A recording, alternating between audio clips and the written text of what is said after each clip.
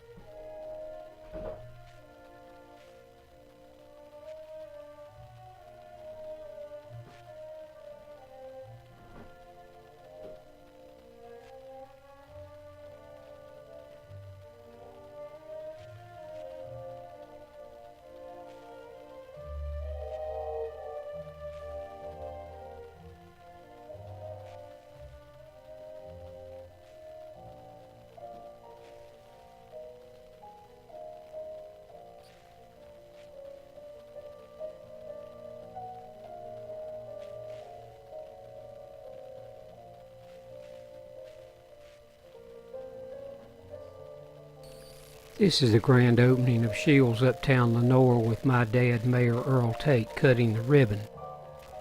Left to right is Terrell Rhodes owner, Jim Justice owner, and Mac McCoy a salesman. This would have been in the early 50s. There's a video on YouTube about the history of Lenoir hardware in Shields.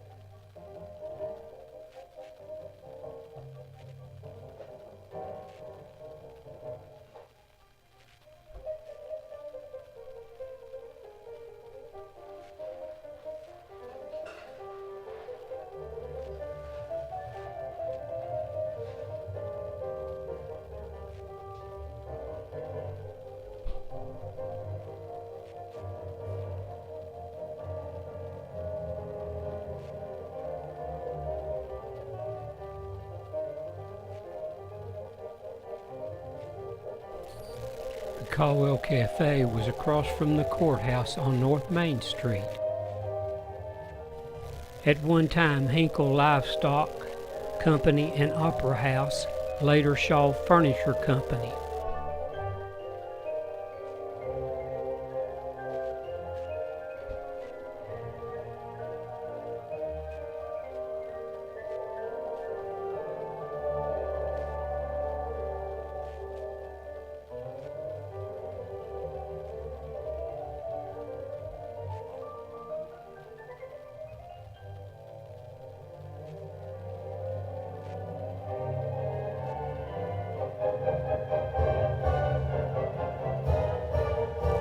Jim Cheek and Mrs. Jim Justice worked here in the 70s. This most loved Dave Rufty photo was a time exposure.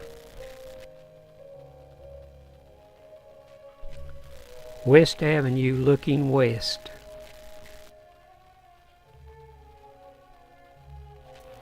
The old fire department and city offices on South Main, now a parking lot.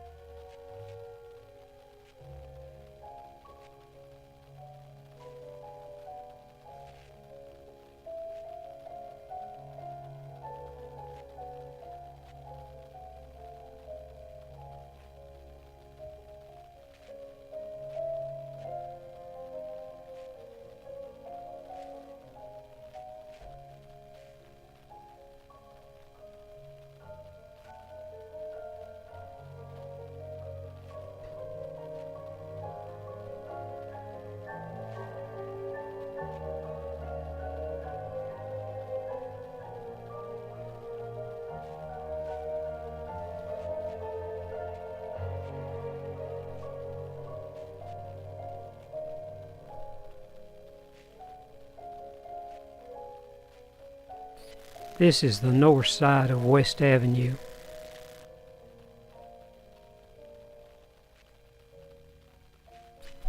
This courthouse burned and was replaced.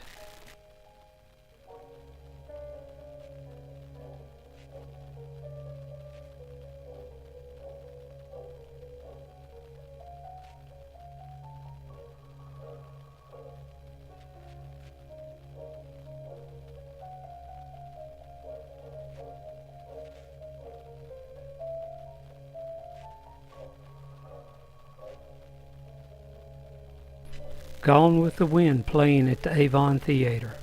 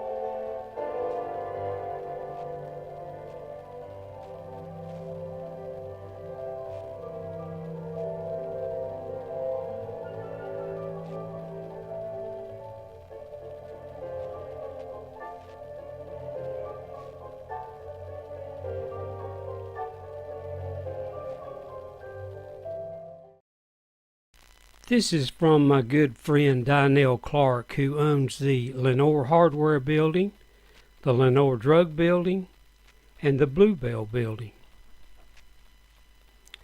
9/12/1941, Marshall M. Courtney, Lenoir News Topic, Centennial Edition. Among the pioneer citizens of Lenoir was Marshall M. Courtney, merchant and constructive civic leader.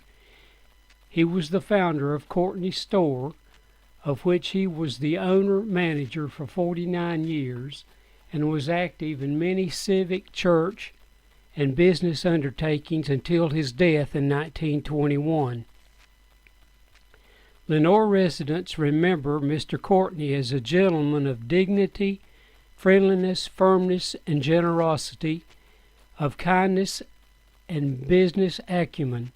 Indeed, he was known and respected throughout the state through his business connections.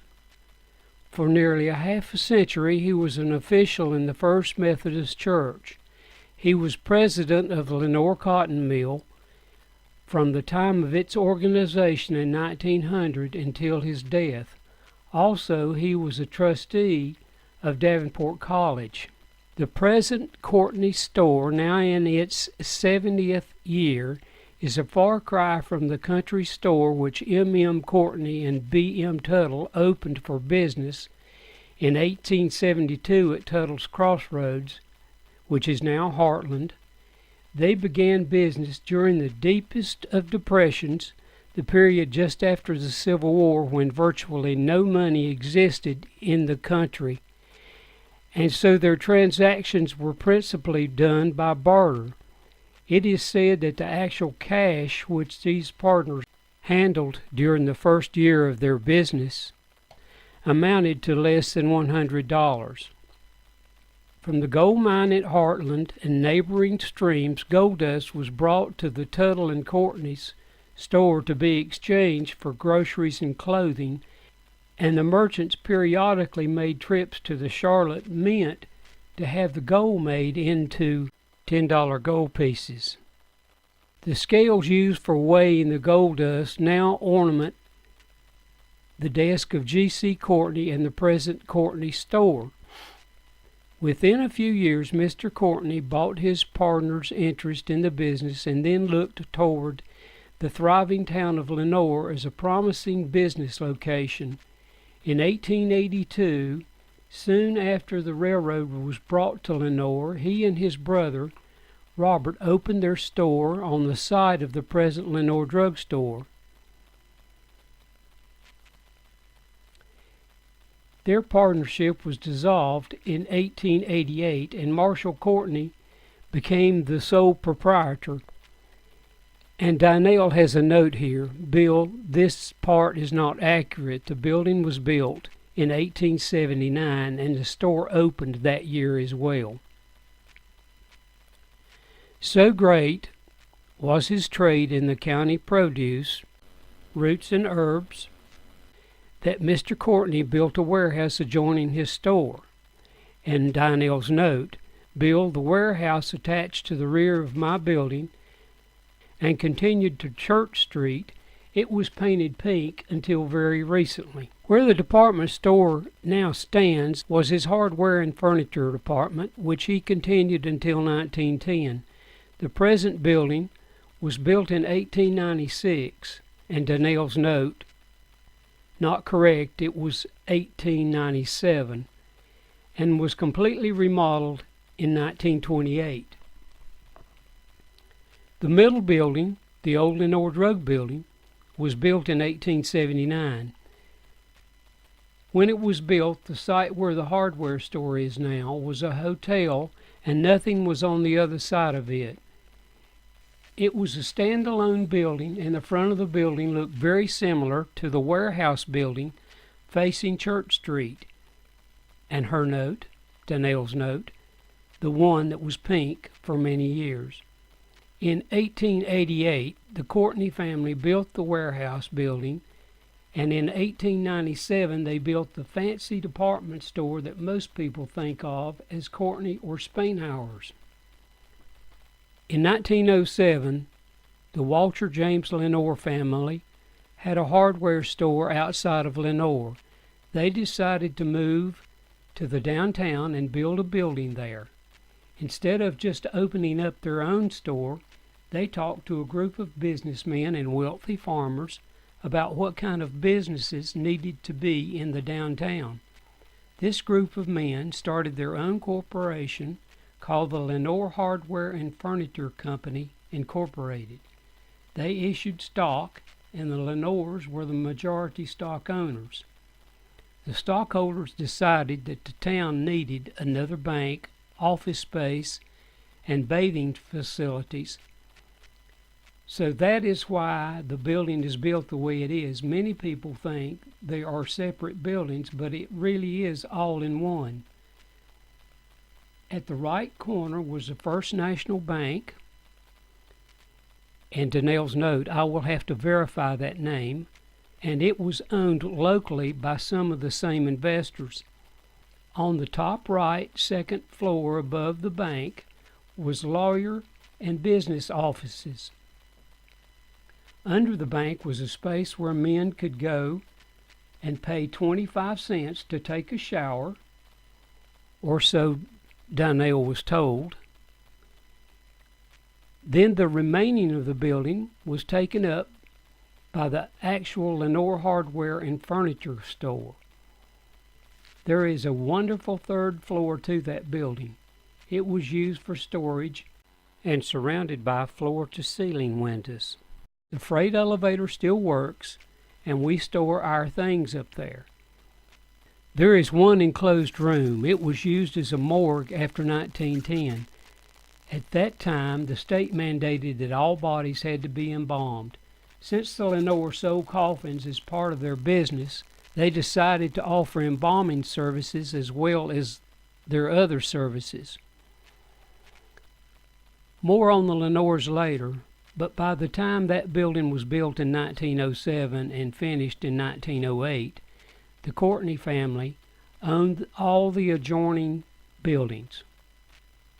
The Lenoirs tore down the old hotel and attached a new building to the first Courtney building, but the new Lenoir building was built further out into the street area, so the Courtney family hired a builder, who may have been the same Poe that built the Lenoir building, to extend the front of the first Courtney building to match the other buildings. That is the reason the front of the store has a third floor that is only 12 feet deep. That is when the pretty exterior was added and made it a tall-looking building. This was also the time that the business owners paid to install concrete sidewalks. From 1910 to the 1930s, the Courtney's men's store resided in the middle building. In the early 30s, the Courtneys merged this building into the department store building and started renting out the building to the Lenoir drugstore. The drugstore leased the building from the Courtney ancestors into the 1980s. After they left, they rented it for a while and sold it from the family in 1992. It changed ownership 3 times before Donnell Clark purchased it in 2004. For those of you that would like more information about the Lenoir Drug and the Lenoir Hardware building, as well as the Bluebell building, known as the Lenoir Cotton Mill, all 3 of these videos are on Bill Tate's YouTube channel. You can do a Google search on that and find it easily.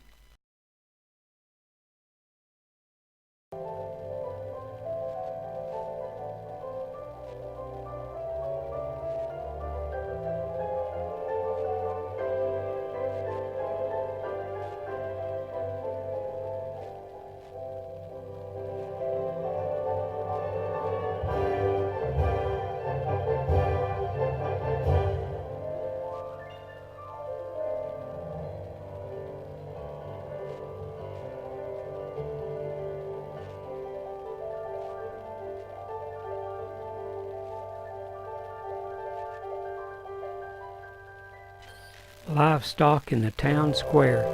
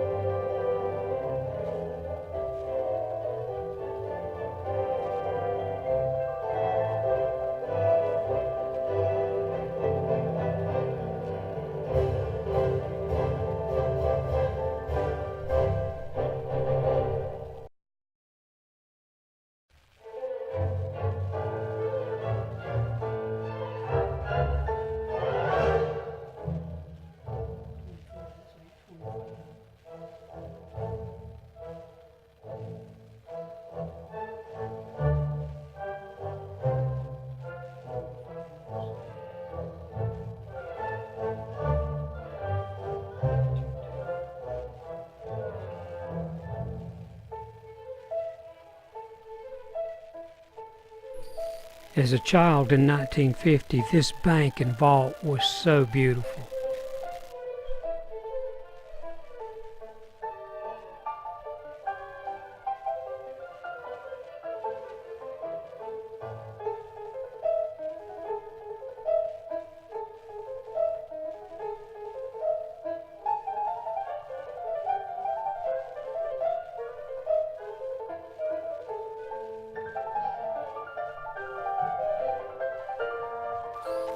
This is the Margaret Harper home on North Main, later to be hospice.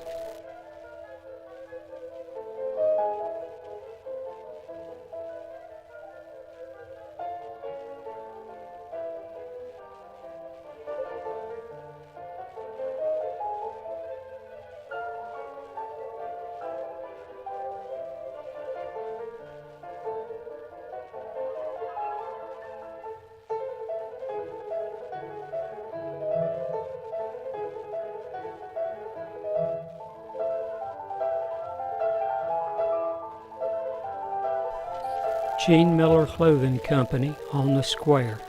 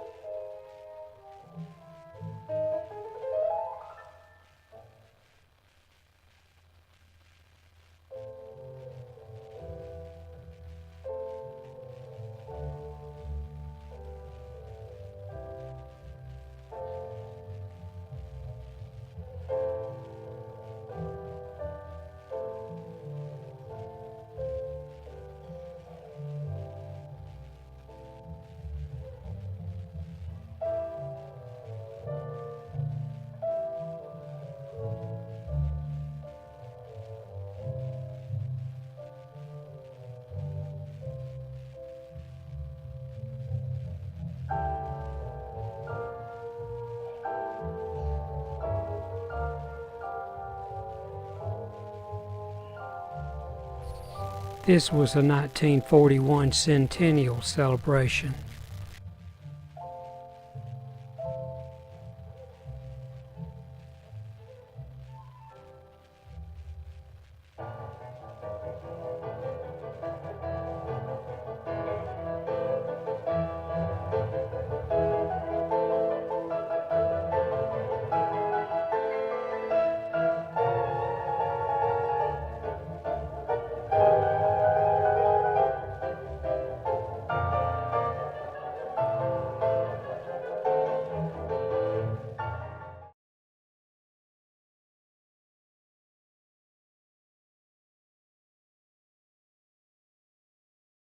This from historian John Hawkins. During my tenure as director of the Caldwell Heritage Museum, I saw references to Marley's drugstore. I did not know very much about it until Mike Gibbons shared items with me that are the basis for this article. On August 12, 1920, the newspaper announced that Fred H. Marley was planning to open a new drugstore within 30 days. He had leased the Miller Building for his enterprise. Mr. Marley had been a pharmacist for the Lenoir Drug Company and the manager of the F.L. Smith Drug Company in Kannapolis. On October 22, 1920, an announcement was made that the store had opened. The furniture was described as mahogany and the soda fountain was of Tennessee marble. Claude Setzer had been hired as a fountain clerk on August 4, 1921. The address was given as 102 North Main Street. The newspaper, dated September 2, 1926, states that Marley's Drugstore had moved into the new E.A. Poe building adjoining their former location. The building was described as one of the most attractive fronts in town. It had been formerly occupied by the Central Barber Shop and Bumgarner's Pressing Club, both of which had moved into the Gene Miller building. According to the newspaper, all three of these buildings are nearly completed. When they are finished, these will make an attractive block. The trio of buildings is known as the Miller-Poe-Bradley Building. Joe Clark, a brother-in-law of F. H. Marley, who had been a part owner for several years, sold his interest in the store to Robert Bonner of Linville Falls. It was announced on February 17, 1927.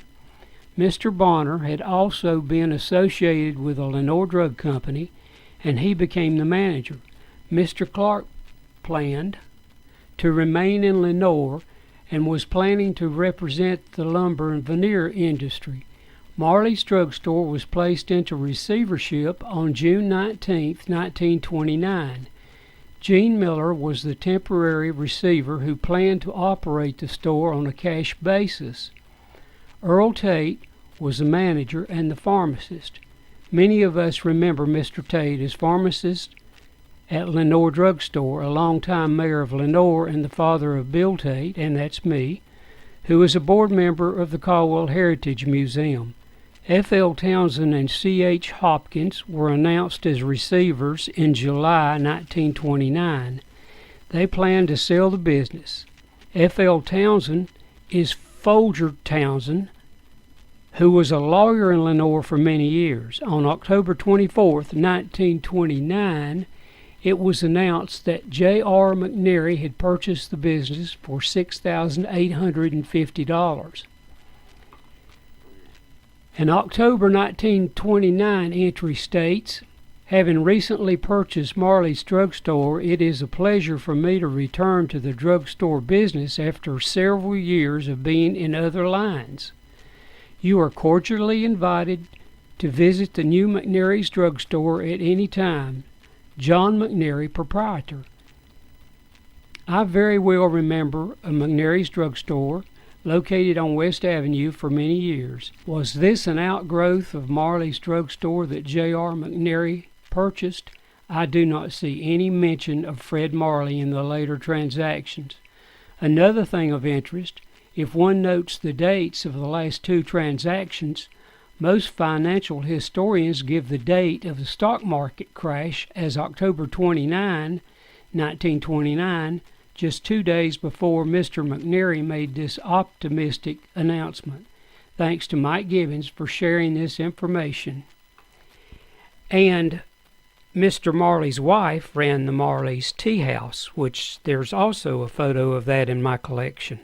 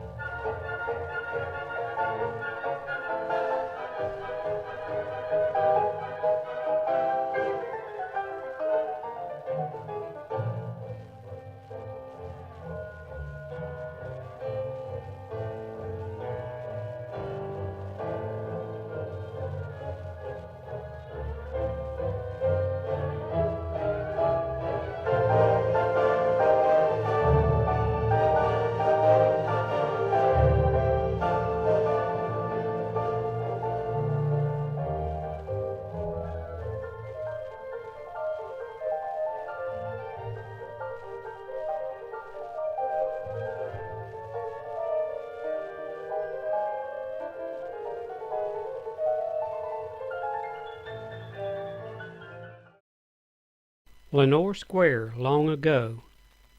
The old two-story courthouse, with 4 rooms downstairs and 1 courtroom upstairs, stood in the center of the present square where the monument now stands, and a public well was just north of the courthouse where people watered their horses and mules when they came to town, Reverend Isbell recalled. There were no banks in Lenoir 57 years ago, and Lynn Bernhardt operated a general store in the building now occupied by the Bank of Lenoir, and J.H. Bell, local civic, business, and religious leader, was a clerk in the store, and according to Reverend Isbell, was a handsome young man who was very polite and friendly.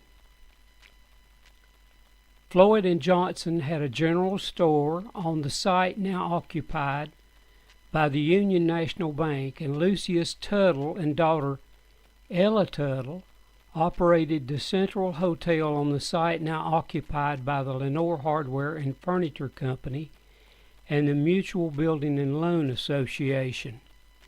Reverend Isbell remembers that the site where Courtney's main building now stands was a vacant lot 57 years ago this week, and across the street on the site now occupied by McNary's drugstore was a camping ground where folks parked their wagons and camped when they came to the budding town of Lenoir.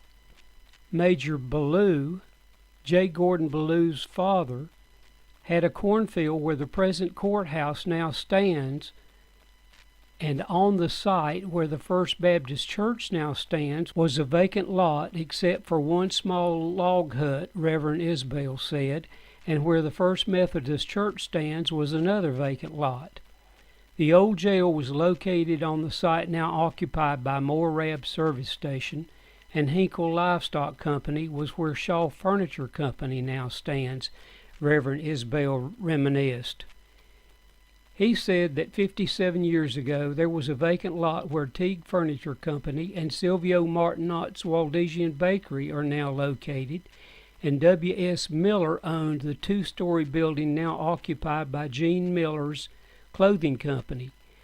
John Kirby operated a hardware store at the old Charter Oak stand now occupied by A.C. McCormick's jewelry store.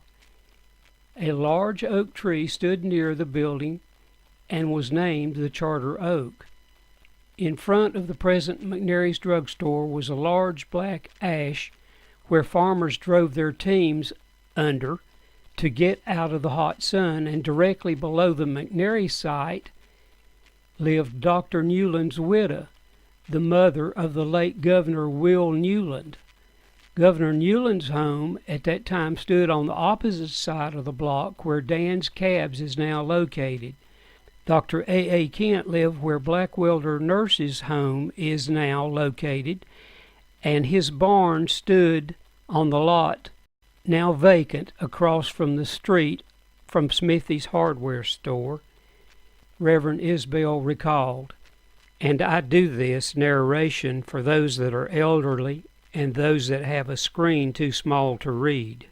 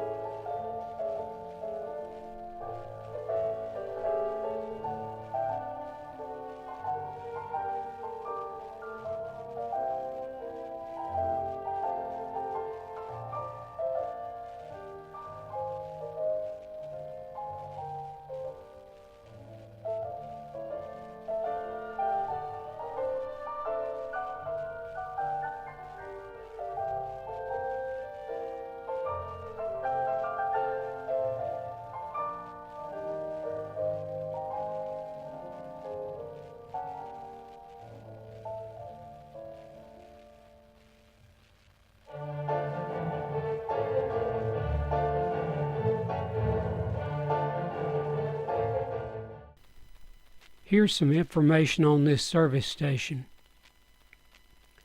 June 1930, 200 South Mulberry Street, Phillips Motor Company, C.H. Rector, operator. November 1936, modern service station, Robert W. Denton, operator. February 1948, modern service station, 1950 modern service station, and that's from the city directories. Lenoir News Topic, October 7th, 1926. Modern service station to open Saturday. The new filling station built on the corner of Harper Avenue and South Mulberry Street by Carolina Oil Company of Lincolnton, North Carolina. Distributors of Texaco oils and other products will be opened Saturday under the name Modern Filling Station. This is a very attractive station and is planned so as to carry all conveniences automobile owners may wish for. The building is of red tapestry brick, while the woodwork of the office and accessories room and ladies' restroom is furnished in mahogany. In addition to the service station, there will be a plant for washing cars and equipment for greasing and crankcase service.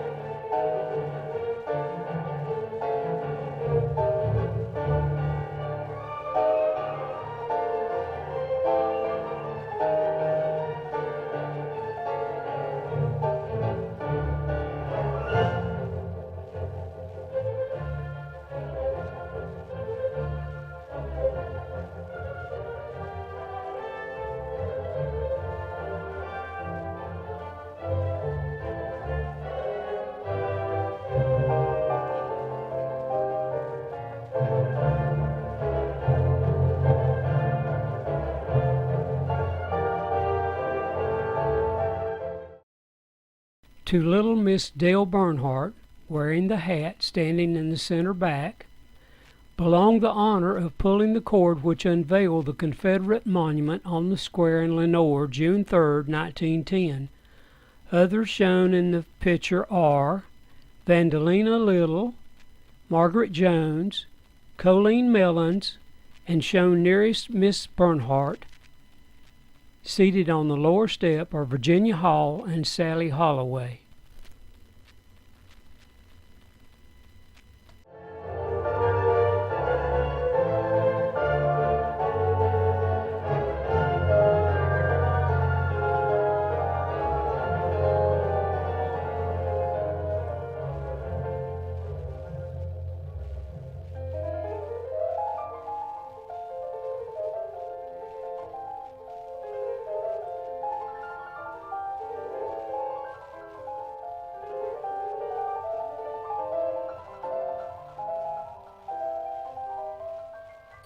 This box of papers was opened up in the later years, and nobody knows what happened to them.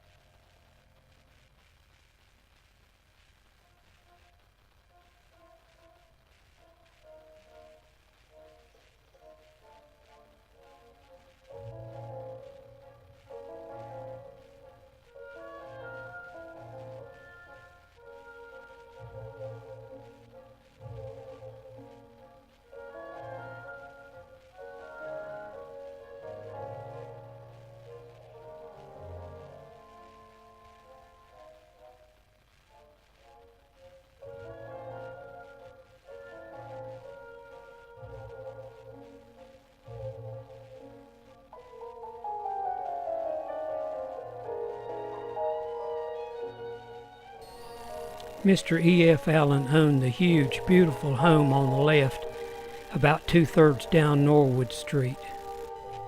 One of the oldest trees in Lenoir fell in 2017, located where the sidewalk comes out to the street. One of the first, if not the first, stagecoaches in Lenoir.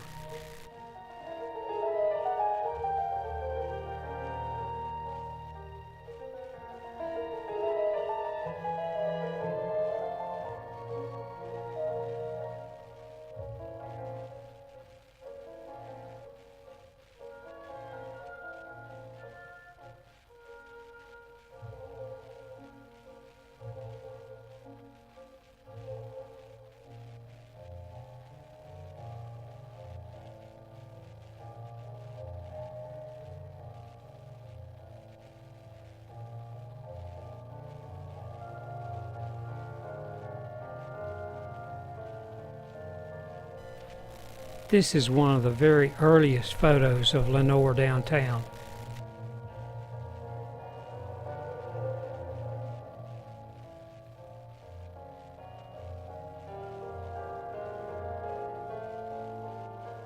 This is the Norwood Street Arch. When I was 5 in 1948, part of this arch still stood on Norwood Street. This arch was located about 1/3 of the way down Norwood Street on the right, and there's a sidewalk offset. Part of that arch was in Jimmy Sherrill's front yard.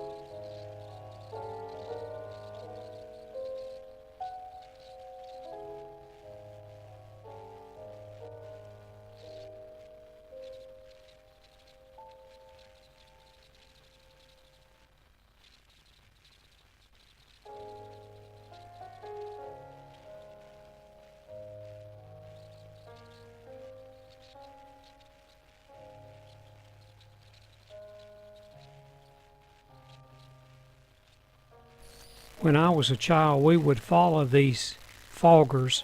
Ours was a Jeep, and it sprayed DDT. We did not know how dangerous it was back then.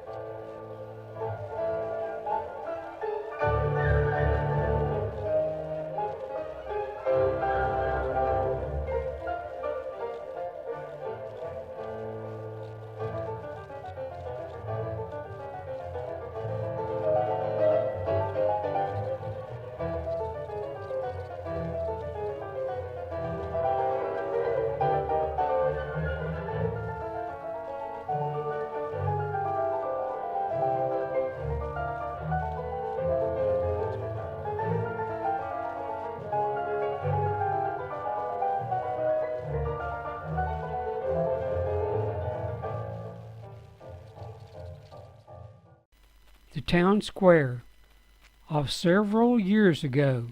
The old oak tree and method of travel in those days are things we don't see when we walk around the beautiful square in Lenoir today, with the stately monument surrounded by the green grass and the shrubbery, the two banks and other buildings of modern construction, and the county courthouse. Photo courtesy of Mrs. Hamp Robbins.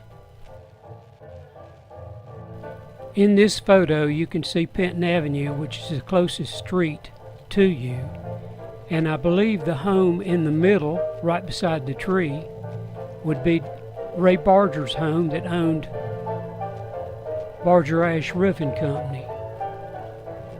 Now to your far right would be the corner of Norwood Street and Penton Avenue, and our home was there, Earl Tate's home. And the first house on the left I see up the street, up Norwood, would be Dr. Fettner's home. And then I see Dr. Thompson's home on the right, first house on the right up Norwood. The last house on Penton Avenue to the right is the Holyfield home.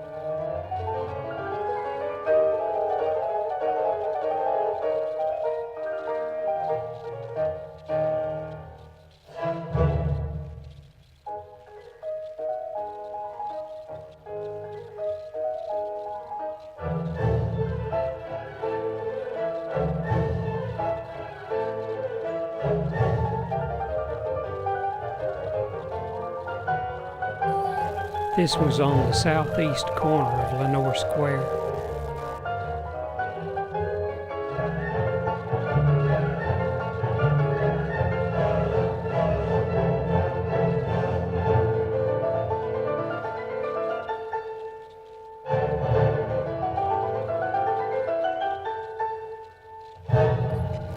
The heavy-set man on the right facing you is Dr. Rudisell.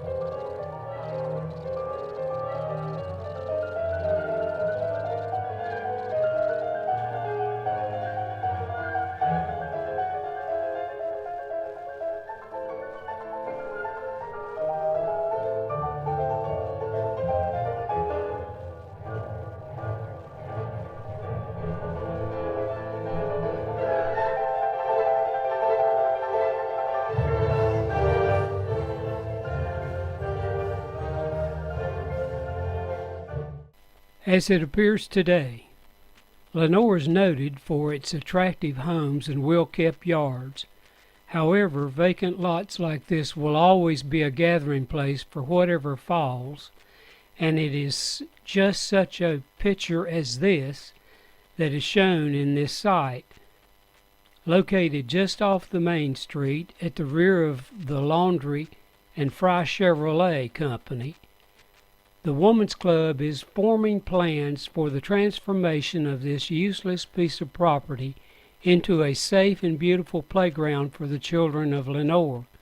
The lot has been donated to the club by Mayor Tate in behalf of the City Fathers.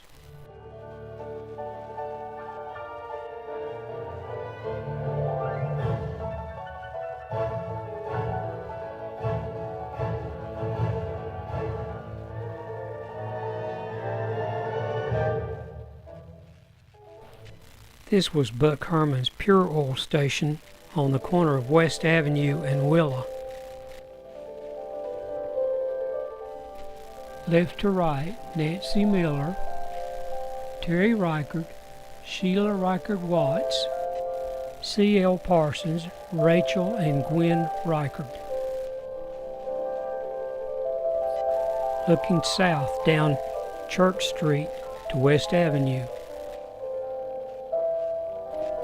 Later, Dr. Loops built a new building down on Penton Avenue close to our Woman's Club.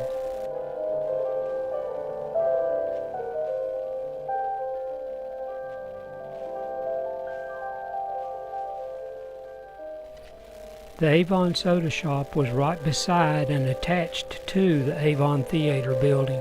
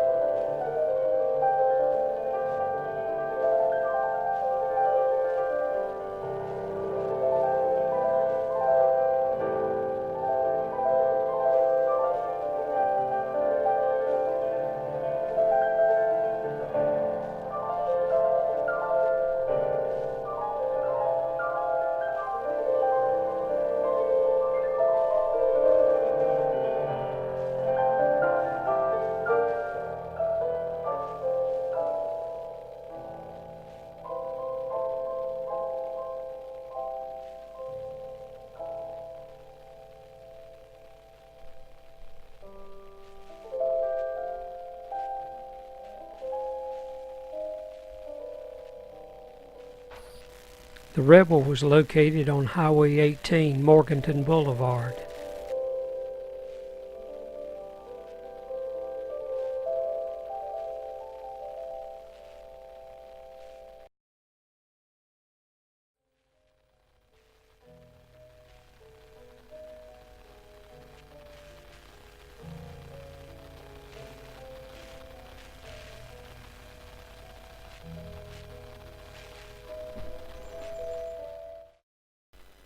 Brawley and Link Jewelry Store.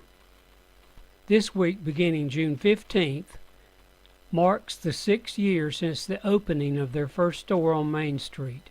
About 2 years ago, they moved into the present building near the post office. This photo shows the interior and exterior of this smart establishment, which is equal to stores of its kind in much larger cities. W. Scott Brawley and M.G. Link, the genial owners, are native Lenoir boys and experts when it comes to subjects pertaining to jewelry and watches. They are assisted by Earl Watson, who is also an expert watch repairman and engraver. The interior shows the fine stock of merchandise available, and an advertisement elsewhere in this issue will acquaint the reader with the many bargains offered in their anniversary sale.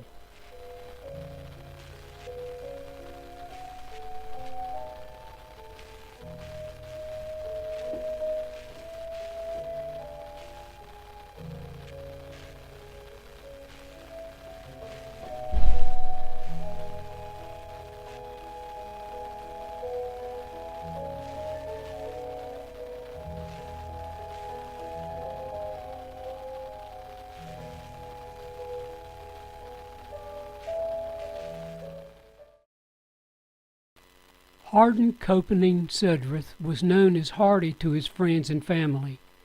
His second wife, Nancy Alice Coffey, was a school teacher who had been his childhood sweetheart before rejecting his initial proposal in favor of her education. At age 21, Hardy began working in a grocery and feed store in Lenoir. He later worked at the Clores Market, which became a branch of Carolina stores. Here Hardy left stands with Gus Clore in front of the store.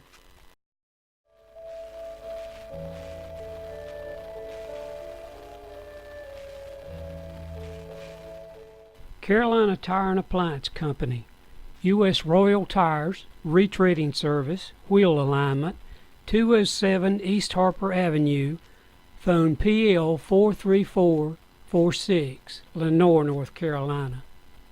Carolina Tire and Appliance has been operating under its present owner, E.M. Dudley, and his wife, Mrs. Dorothy Dudley, for over 15 years. It specializes in the sale and servicing of tires, being distributors for U.S. Royal Tires and other products.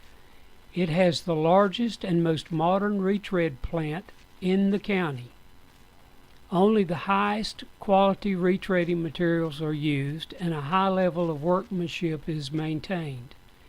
This firm, because of its high standard of workmanship and materials, has been accepted into membership in the Tire Retreading Institute, a national organization of master retreaders pledged to maintain at all times the very best in retreading service. Approval and periodic inspection by the United States Testing Company, a national independent firm of engineers, is one of the requirements for membership. The 10 employees who are active in the tire and wheel departments have a total of 137 years in that field. The most modern wheel alignment department in the county is an integral part of this business. I restored this as it would have looked when it opened in 1941 with the movie Virginia.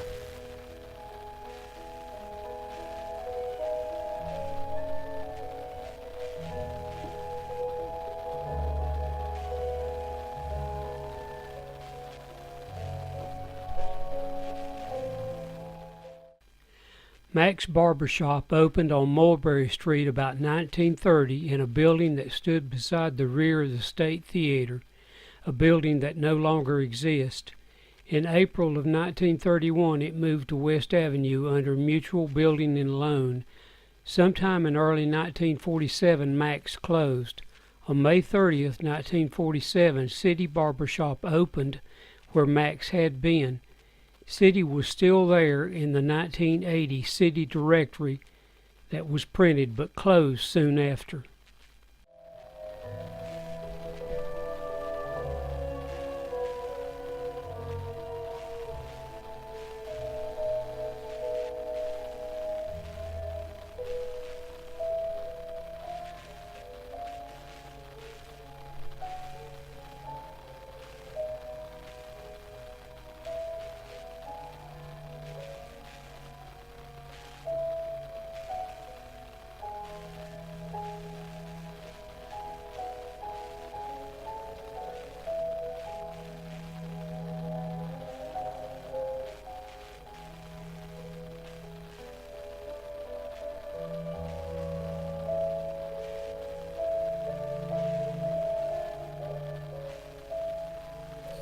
the Lenoir City Park to your left.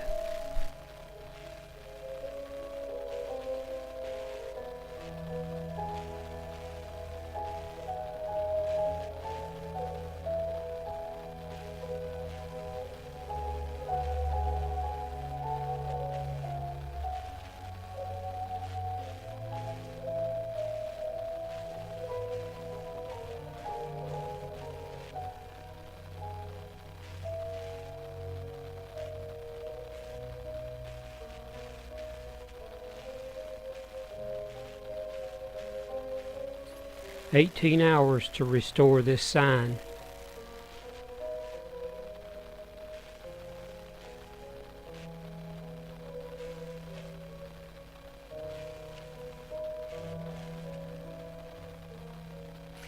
The old Courtney's elevator still works, and I rode in it.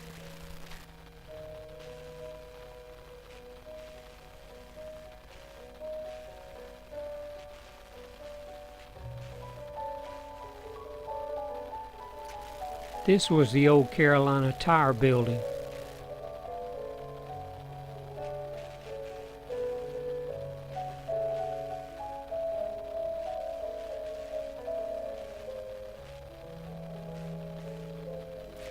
I have restored this sign. It was almost faded away. Central Gulf Station, which is no longer there, is on the right.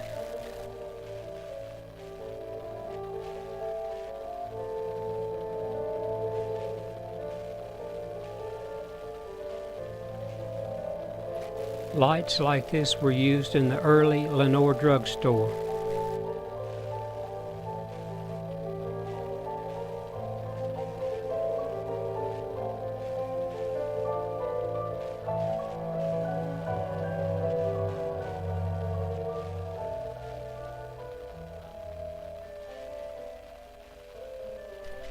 Mr. Setzer ran a rag factory on Penton Avenue behind Hannah's Barbecue.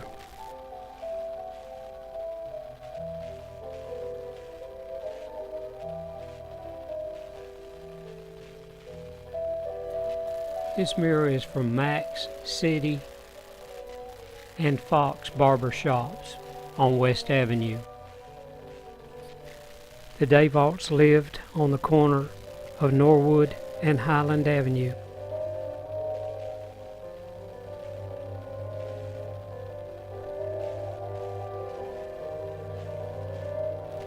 Mr. G.C. Courtney left in the old Lenoir drugstore, showing the lights used back in the old days.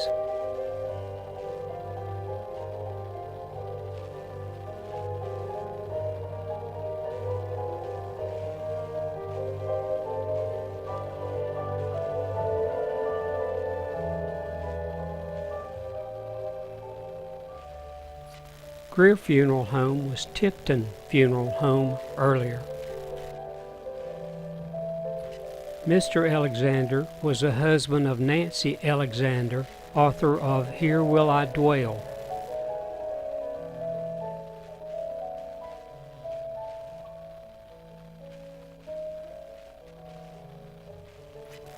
This would also be Smith Motor Sales, and then later Western Auto.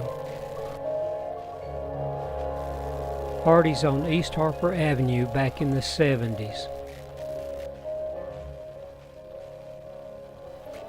Excellent photos showing the old Lenoir City Park on your left later.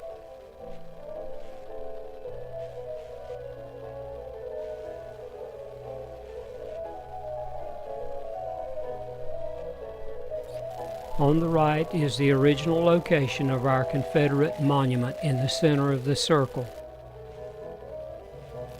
Mr. Hodges owned so many businesses, Ken Eisenhower went on to own his own business.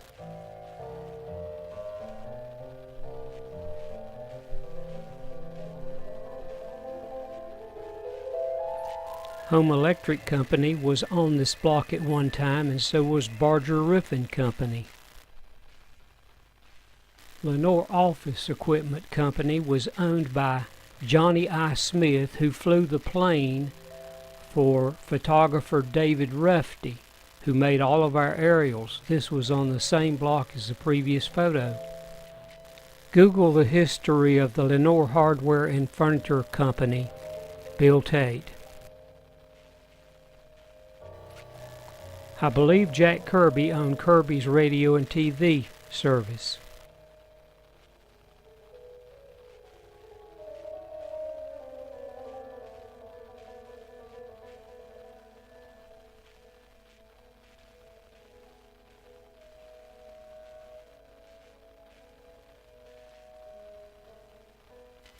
John Bell is a well-known Lenoir businessman and son of Mayor Harper Bell. K.M. Estep owned Estep Oil Company and lived on Penton Avenue. This is one of the very first businesses located at Smith Crossroads, Lenoir, North Carolina. The Kentwood Grill was so loved by so many, especially Lenoir High students. Those were the days, my friend. We thought they'd never end. They did. The Kentwood Grill was on Morganton Boulevard, Highway 18, and was owned by Frank Hicks at one time, and Frank and Virgie Burgess earlier.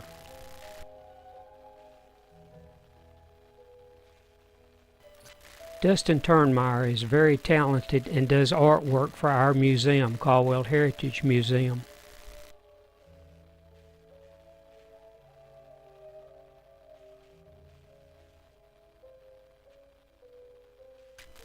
L.D. Black back in 1940, but this building still exists attached to the old Courtney's.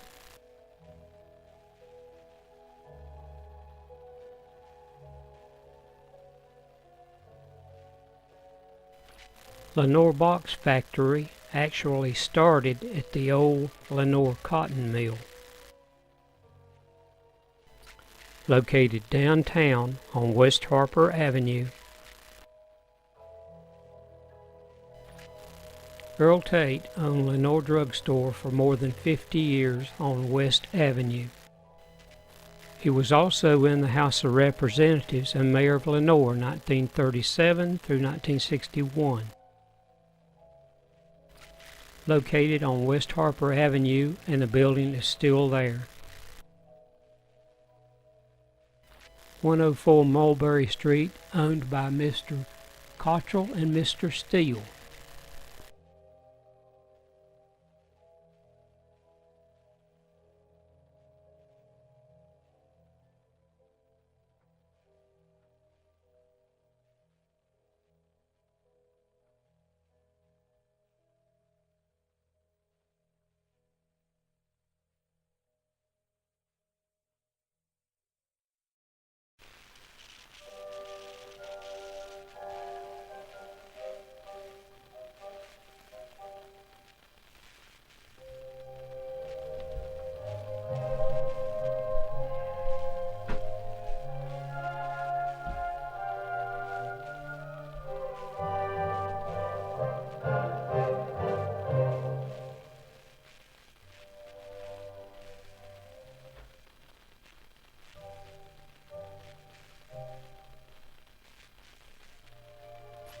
Really hard to believe that we had a shooting gallery here in Lenoir, North Carolina.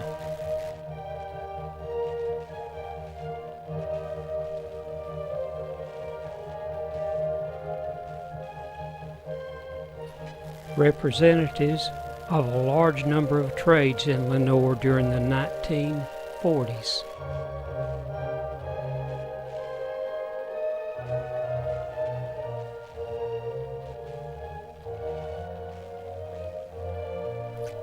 Mrs. Marley's husband owned Marley's drugstore. Another photo of Mrs. Marley's tea house, which was beside the Avon Theater on North Main Street.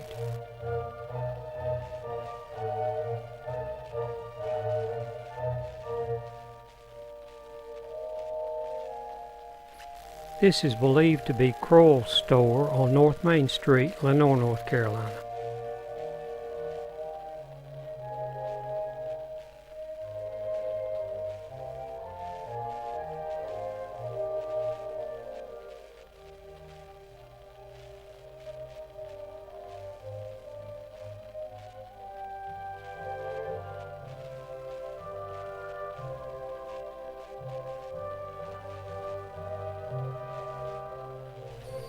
This would have been about where the pool room is now, beside the fire department. This is the corner of Mulberry Street and College Avenue. National Barbershop was located in the First Union National Bank building.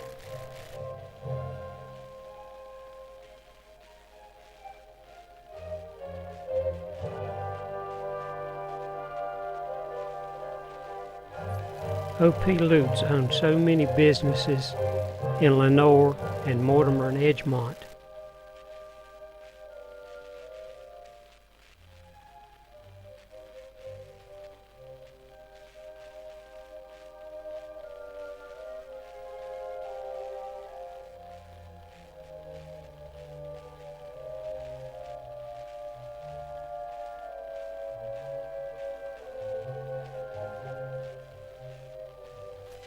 Closed in 2013 after 66 years, the family lived in Kentwood.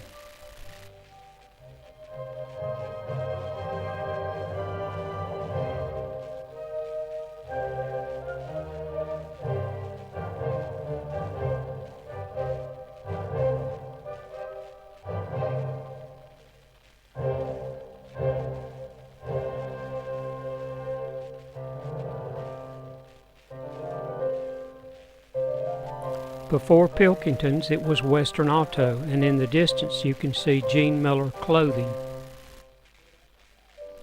We just recently discovered that Petrie Grill was to the right of the Center Theater.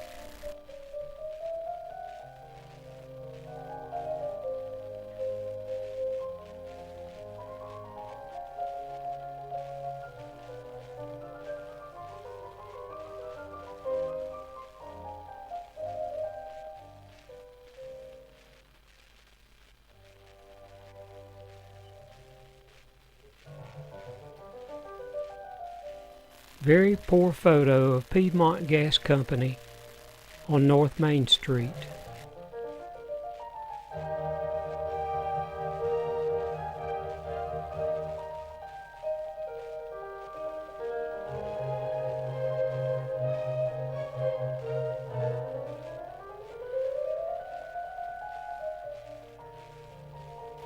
R.J. Setzer's grocery store on West Harper Avenue. Tokens and photo from historian Bruce Craig.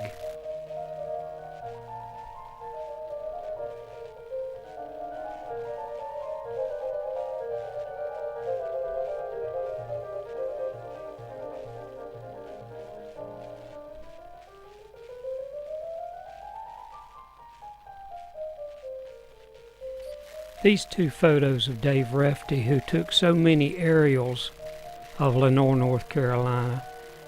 These were taken from a video, so the quality is not all that good.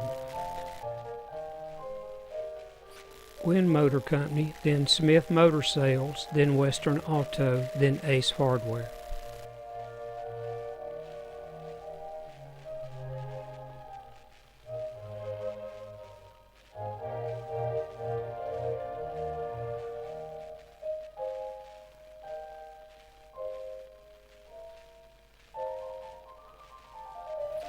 Shields Hardware, now owned by the Reichard family.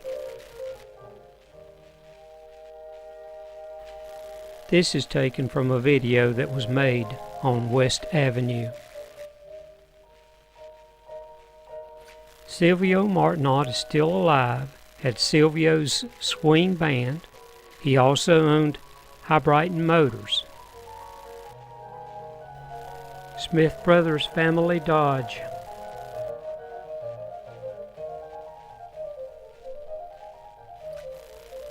Smith Crossroads Ford, where I, Bill Tate, worked, but this was before my time.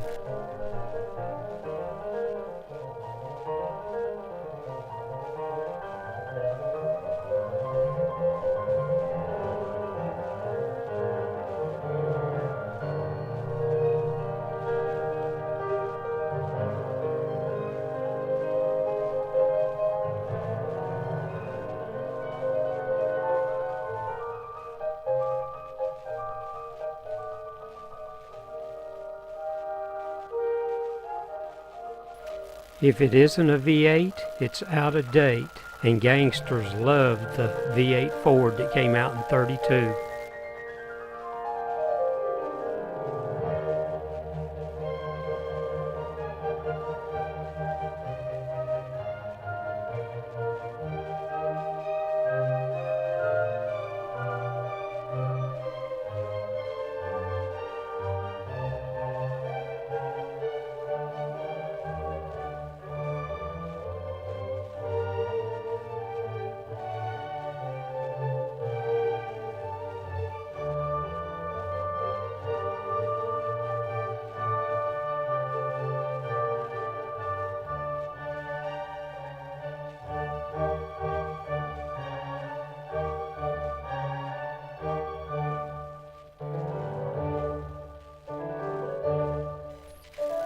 This photo and the next appears to be the same business, just different times.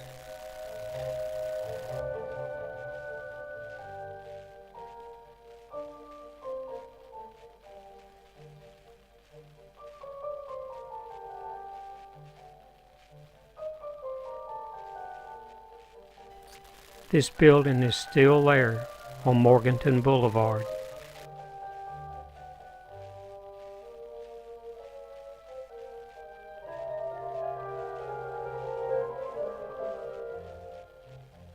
In 1934, Tate's drugstore, later to be Lenoir drugstore, was beside the Avon Theater.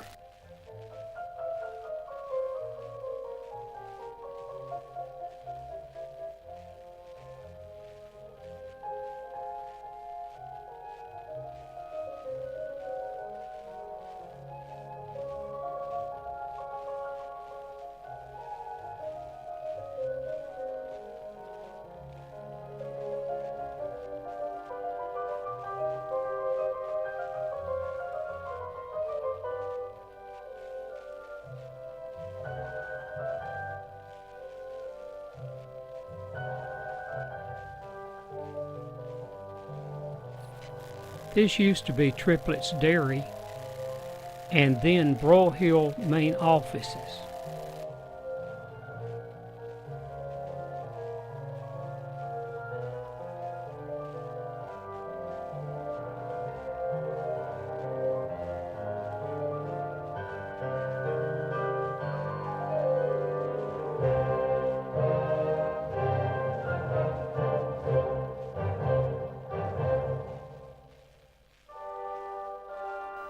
Frank and Virgie Burgess, owners of the Kentwood Grill.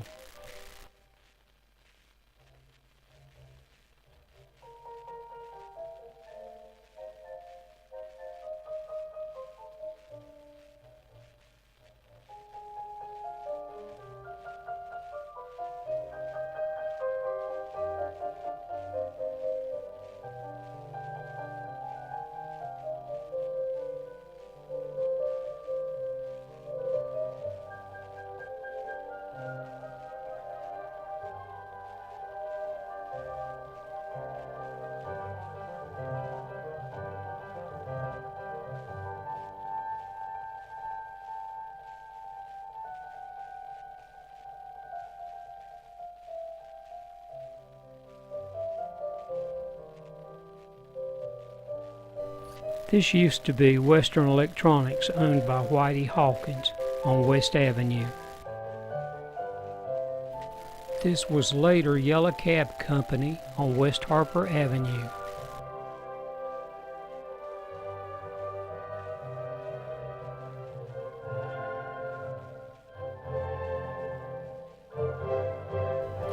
Another view of the Western Electronics building.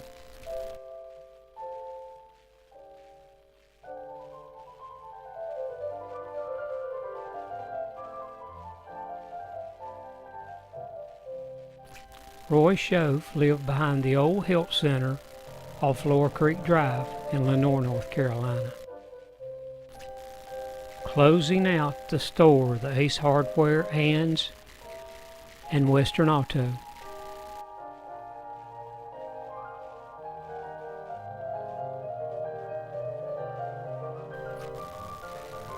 Aerial view of Western Carolina Electric on Highway 18, Morganton Boulevard.